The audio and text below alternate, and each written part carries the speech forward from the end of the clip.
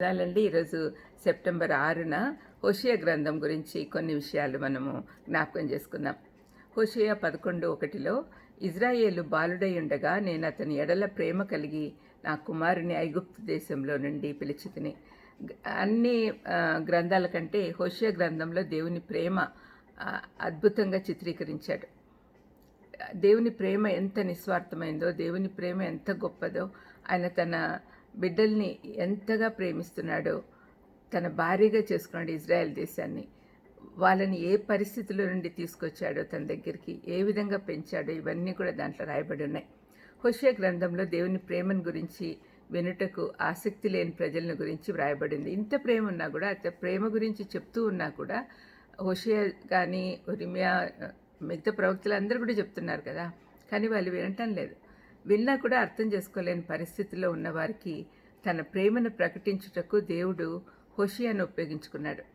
హోషేయ ఒక వ్యభిచారిణిని పెళ్లి చేసుకొని ఆమె ద్వారా పిల్లలను కని ఆమె తిరిగి తప్పు మార్గంలో వెళ్ళినప్పుడు క్షమించి తిరిగి చేర్చుకోమని చెప్పాడు. హోషేయ గోమెరును వేశ్యను పెళ్లి చేసుకున్నట ద్వారా దేవునికి ఇజ్రాయెళ్ల పట్ల అంతటి ప్రేమ ఉందని ప్రవక్త చూపెడుతూ ఉన్నాడు. తాను ఎన్నుకున్న ప్రజలను ప్రేమిస్తున్నాడో తెలిపేదానికి ఆశపడుతున్నాడు దేవుడు. ఈనాటికి తన కుమారుని ద్వారా చూపెడుతూనే ఉన్నాడు. మనం అర్థం చేసుకోలేకున్నాం.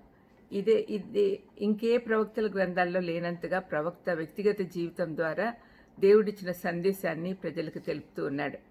అతనికి గోమెరుతో ఉన్న సంబంధాన్ని దేవుడు తన ప్రజల పట్ల విన్న విశ్వాస్యత, ప్రేమ, న్యాయము, క్షమాపణ చూపిస్తూ ఉంది. దేవుని పరిశుద్ధతతో ప్రజల అపవిత్రత, దేవునికి విరోధంగా ప్రవర్తించుట, దేవుని ప్రేమ, ప్రజల కఠినత్వము, డొల్లతనంతో ఆచారాలు చూపిస్తున్నాడు. అంటే వీళ్ళు ఎంతగా దేవుడు ప్రేమిస్తున్నా కూడా వాళ్ళు దేవుణ్ణి సరైన విధంగా స్పందించడం లేదు అనే విషయము మనకు అర్థమవుతుంది. ఇజ్రాయెల్ దేశ చివరి గడియల్లో వారి మధ్య ప్రకటించమని దేవుడు హోషేయను పంపించాడు.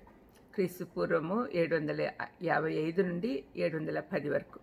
హోషేయ జీవితంలోని విషాదము ఇజ్రాయెల్ దేశంలో రాబోయే విషాదాన్ని సూచించింది. గోమెరు హోషేయకు భారీగా ఉన్నట్లుగా ఇజ్రాయెల్ దేశము దేవునికి భారీగా ఉంది. 2 సందర్భాలలో భార్య వేశ్య ఇతరుల వెంట పరిగెత్తుతున్నది. అది కూడా మనకు రాయబడి ఉంది.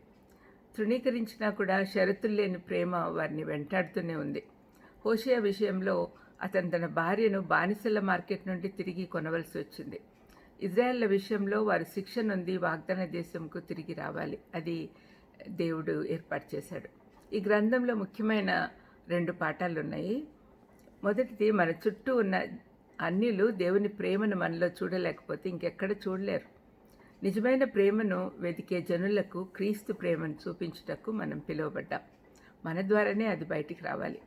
రెండవది, ప్రేమకు పరిపూర్ణ ఉదాహరణ దేవుడొక్కడే. దేవుడు తన ప్రజలతో వివాహ నిబంధనలో ప్రవేశిస్తే, నీవు నిత్యము నాకుండునట్లుగా నేను నీతిని బట్టి తీర్పు తీర్చుట వలనను దయాదాక్షిణ్యములు చూపట వలనను నేను ప్రదానం చేసుకుందును అని వివాహ ప్రమాణాలు చేస్తాడు. ఆయన ప్రేమను మనం అర్థం చేసుకోవాలి.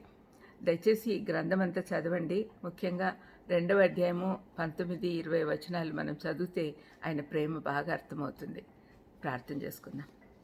ప్రభువా, మా చుట్టూ ఉన్న ప్రపంచంలో ప్రదర్శించబడుతున్న నీ అద్భుత ప్రేమను గుర్తించి ఇతరులతో కూడా పంచుకొనటంలో మాకు సహాయం చేయమని, మేము ఎప్పుడు కూడా మీ ప్రేమను అర్థం చేసుకునేదానికి మాకు కావాల్సిన జ్ఞానం అనుగ్రహించమని యేసుక్రీస్తు నామమున వేడుకొంచున్నాను తండ్రి.